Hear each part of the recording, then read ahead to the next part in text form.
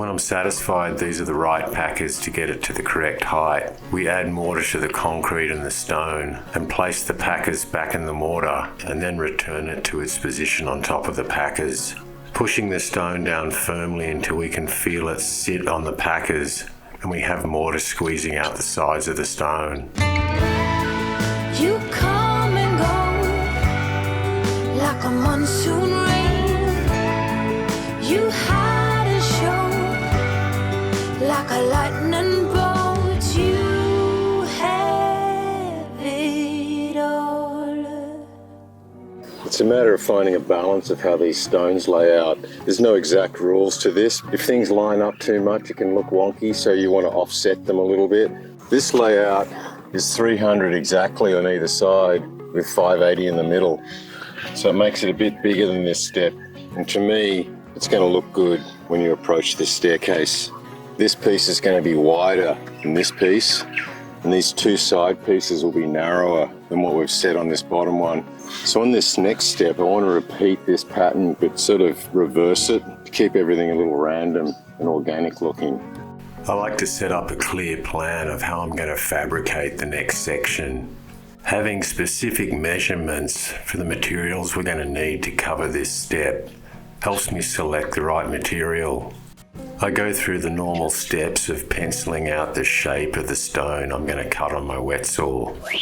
I only cut the bottom and one side of the piece at this stage, as I'm going to need to check it in place before we continue the rest of the cuts. When I return the stone to the position it's going to end up in, I can see I've already got a slight problem I have to address. There's a small bump in the stone that we'd previously laid, so I'm going to have to cut a notch out of this new piece of stone to get a nice flush join. Our pigmented tile cement will fill this gap. The important thing is this new stone's going to sit flush and flat on the existing stone. I can now make accurate pencil marks on the back of this stone to ensure that it ends up flush with our step. By carefully aligning my pencil marks with my wet saw blade, I can line up the stone for an accurate cut. I make the cut in a couple of passes. This helps the accuracy of my cut and helps stop the imperfections in the stone from pushing the blade out of alignment. I continue to return the stone to its position and double check that it's lining up correctly. Now that I'm happy with the height of the stone matching our stair tread, I work on the sides of the stone to make sure it's going to match our pencil marks we put down earlier.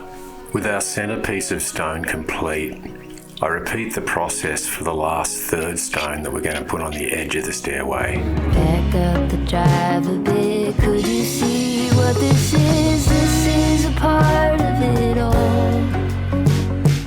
Over and over, injustice to injury, this is a part of it all. With the preparation of our stone complete, I now get to cement them in place. This is actually my favourite part of the process. There's a lot of fiddly work in getting all the stones to the right size. Sticking them on's quite simple and easy, so I try and slow down and enjoy the meditative aspect of this process. Who told you that you were no good? There's no use in trying, and even if you could, it wouldn't come out like it should. This stubborn kudzu just covers these words. Could you listen to somebody else? You dig in your heels and spread the disease.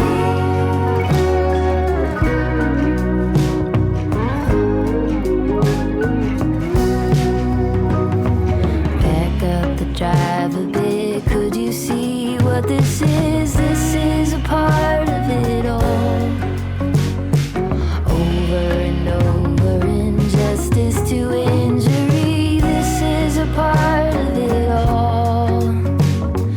Could you hike back to it, fight with it, sit with it, this is a part of it all. While we're letting the stones set up on our steps, we're going to move our attention back to the crazy paving pathway. I've selected and cut 3 large pieces, which continues the formula we're trying to stick with in this pattern. I'm using 6mm packers under our piece of stone as a way to make it slightly higher than the other edge of the path. This is going to help with our rain drainage. After a bit of a clean up with my spatula and sponge, we move on to the next piece. I'm using 5mm packers under this piece compared to the 6mm on the previous to help it sit lower in the pathway. I lay the stone back on the packers and double check with my level before we get any mortar involved. When I'm satisfied these are the right packers to get it to the correct height, we add mortar to the concrete and the stone and place the packers back in the mortar. Butter the back of our stone with tile cement and then return it to its position on top of the packers, pushing the stone down firmly until we can feel it sit on the packers and we have mortar squeezing out the sides of the stone. I clean up the edges with my small trowel and paint scraper and then clean off any excess with my wet sponge and move on to the next piece. Dig in your heels and spread the disease. You're spreading the disease.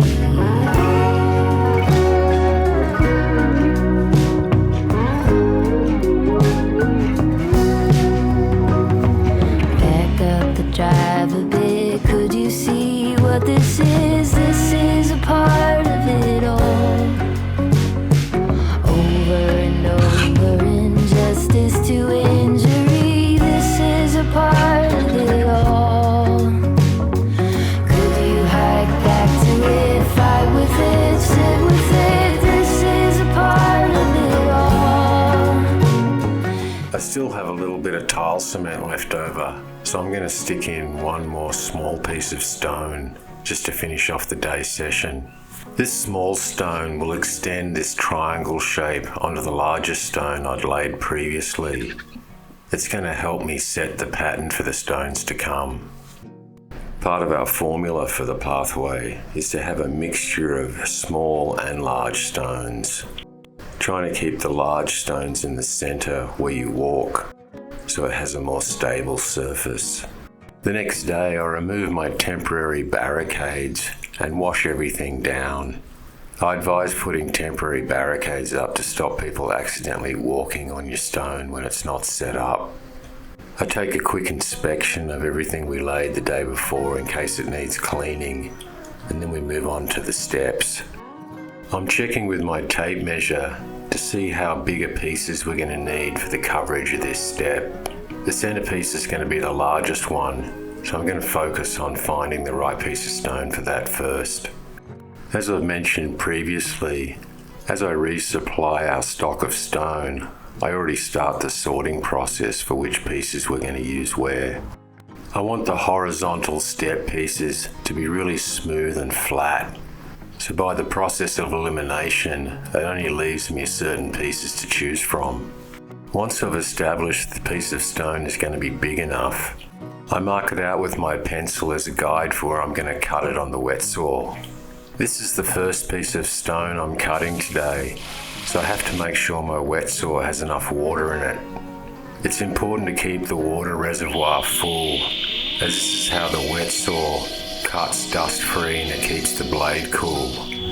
Back up the drive a bit. Could you see what this is? This is a part of it all.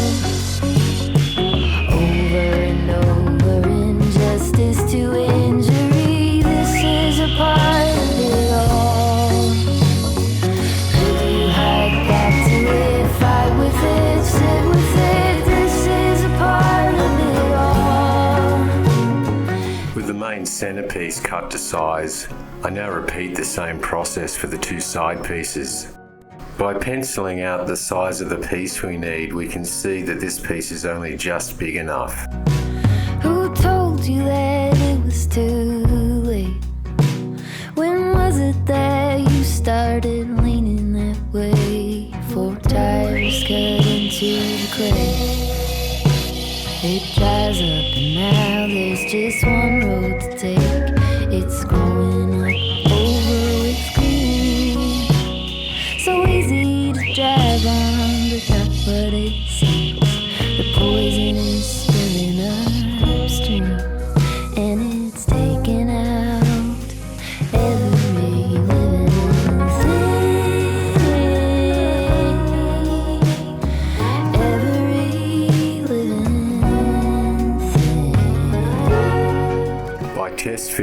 first two pieces, we can see they line up perfectly with the front of the step. Now I just need to find and cut a piece for the last piece on the edge of the step. Another reason I pencil out the cut marks on our stone is to make sure that the natural stone's got enough coverage for the piece we want to cut out of it. This stone here is really close but doesn't quite have enough material. I don't want to waste any of my stone by cutting a small piece out of one of the bigger pieces. Sometimes it can take a while to find the appropriate stone. This one here is close, but it's got a big defect on the corner, so we won't be using it. And this one here looked really good, except it has a crack in the middle of it. Eventually I went out to my pallet and grabbed a piece of stone from there so we could move on. After measuring and marking out this stone, I can see we'll get our piece without wasting too much. Back up the drive a bit. Could you see what this is? This is a part of it all. Over and over, injustice to injury. This is a part of it all. With these three pieces of stone fitting really nicely for our last step, I'm now going to add packers underneath them to get them to the right height. I want the stones sitting relatively flat, but with a slight slope, leaning to the outside of the step for rain drainage. I don't want puddles building up on the inside corner of these steps. I'm using my small level to help indicate if I've got the packer thickness right. If it doesn't look quite right, I swap out the packer for a different sized one until I get it to the level I need. I keep track of where the packers should be placed by putting them on top of the stones. That way when we put the ceramicrete down, I can return the packers to the correct position. I moisten all the materials down with my hose. I don't want to make it too wet, but we want to have a good amount of moisture to help our stone adhere to the foundation securely. After raking back the cement, I return the packers to the original position. I thoroughly butter the back of our stone with a tile adhesive, place it back on the packers, and double check with my level that it's come out correctly. When I'm satisfied it's in the right position, we move on to fixing the other stones in place. Who told you that you were no good? There's no use in trying, and even if you could, it wouldn't come out like it should. This stubborn kudzu just covers these words. Could you listen to somebody else? You dig in your heels and spread the disease.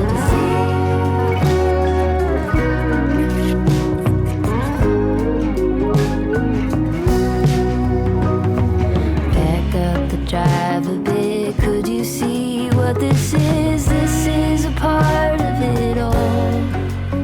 Join me on the next episode as we finish off the stone staircase and continue to lay stones out on the crazy paving pathway. Could you hike back to it, fight with it, sit with it? This is a part of it all.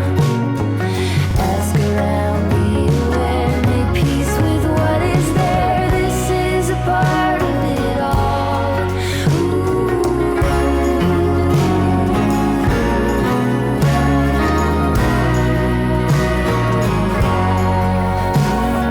Thanks for joining me this week in my YouTube channel.